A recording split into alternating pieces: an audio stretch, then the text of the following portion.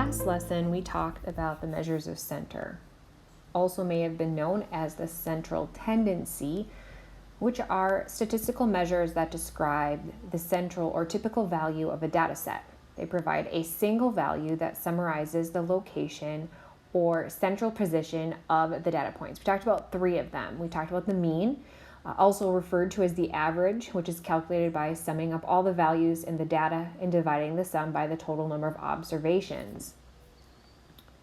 The mean is sensitive to outliers because it takes into account every data point. It is widely used and provides a measure of central tendency that balances both positive and negative deviations from the mean. We also discussed the median. The median is the middle value of the data set when it's arranged in ascending or descending order. It is the value that separates the data set into 2 equal halves. We talked about whether or not if it had an even or an odd number of observations in the middle. The median is less affected by outliers compared to the mean. It is especially useful when we deal with skewed data or data sets with extreme values. We even discussed the mode. The mode was the value or values that appear most frequently in a data set. It can have multiple modes or no mode at all. The mode is often used for categorical or qualitative data where values represent categories or groups. The measures of center provide different perspectives on the typical value of a data set. The choice of which measure to use depends on the nature of the data and the specific context of the analysis. So now today we're going to talk about the measure of variance. The measure of variance is a statistical concept that quantifies the dispersion or the spread of a set of data points. It provides information about how the data points are scattered around the average. The most common measure of variance is variance itself, which is calculated by taking the average of the squared differences between each data point and the mean, which we'll talk about here in a second. The variance has several important properties. It is always going to be non-negative as it involves squaring differences. It is sensitive to outliers because it squares the differences, giving them more weight. It is different units squared compared to the original data. To obtain a measure of variance that is in the original units of the data, the square root of the variance is often used. This is known as standard deviation. The standard deviation is widely used because it provides a measure of dispersion that is easily interpretable in the same units as the original data. It is commonly used in various fields such as finance, economics, and natural sciences to understand the spread of our data. The measures of variance measures the spread of the data. The range is our largest data value minus the smallest data value.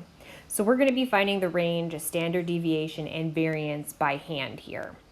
So to find the range of the data set, I'm going to look for the highest value and the lowest value. The range can then be calculated by subtracting the largest or the smallest from the largest. So 35 is our range.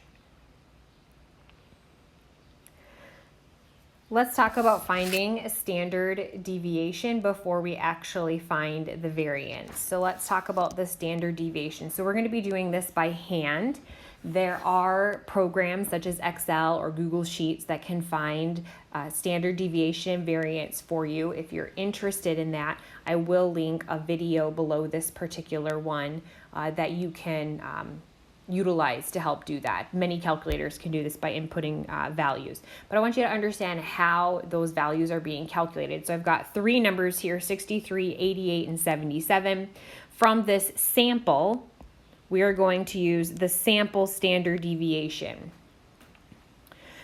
So notice we've got some x's here, x sub 1, x sub 2, and then x sub n. These are all data points. So each data point is represented by x sub 1, x sub 2, x sub 3 dot dot dot x sub n.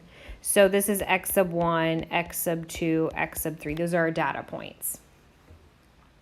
Then we have x with a line over the top in each one of these, and they don't have sub-values. So this is the mean or the average. So I'm going to take, and this should be a subtraction.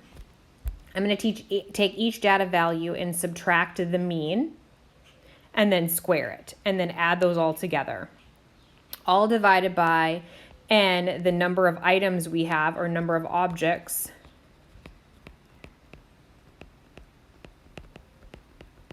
subtract 1. And then all of that divided and then take the square root is going to be the standard deviation. So let's first start off by finding the mean, which is x with the bar on the top. We know to find the mean, we add our values together and divide it by how many there are. This is 228 divided by 3, or 76. So now to find the standard deviation, I'm going to take each x value, so 63, subtract the average and square it. Then I'll add and do the next one, 88 minus the average and square it, plus 77 minus 76 and square it. All over, we have 3 objects minus 1. So at this point, I'm going to subtract just so I can show you each step along the way.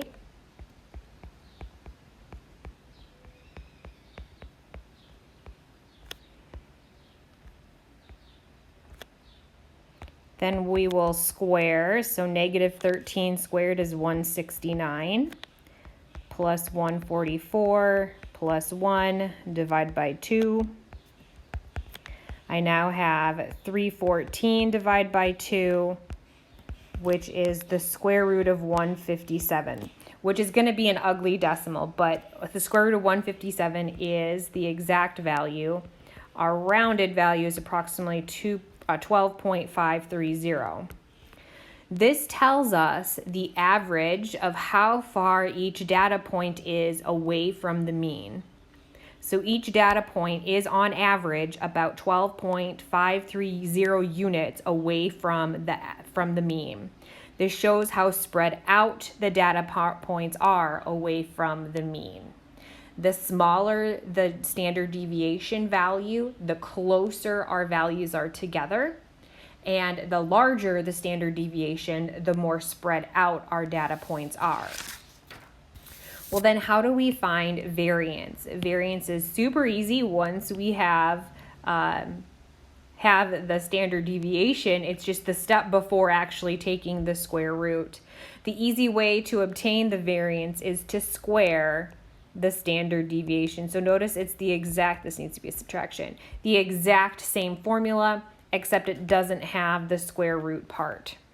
It doesn't have that part. So we have the same data. It's asking us to compute the variance. The variance is s squared. Well, our standard deviation is 157. So I'm going to square the standard deviation.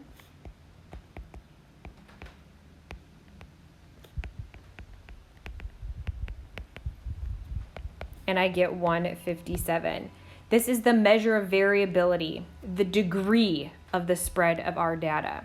Again, the standard deviation is used more heavily. It means more when we're talking about how spread out and how close our data points are.